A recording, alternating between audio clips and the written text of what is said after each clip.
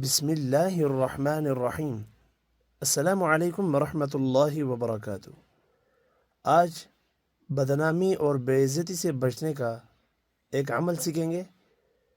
اگر کسی دشمن وغیرہ کی طرف سے بدنامی کا اندیشہ ہو تو اس وقت اس آیت کو صبح و شام 41 مرتبہ پڑھ کر اپنے اوپر پھونک دیں۔ آیت یہ ہے سورہ یونس، وَلَا يَحْزُنكَ قَوْلُهُمْ وَلَا يَحْزُنكَ قَوْلُهُمْ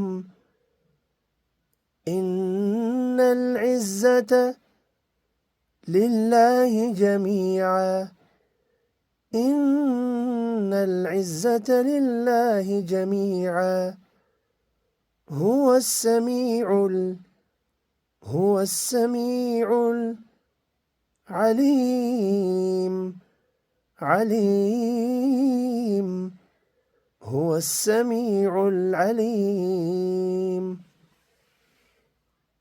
ولا يحزنك قولهم إن العزة لله جميعا هو السميع العليم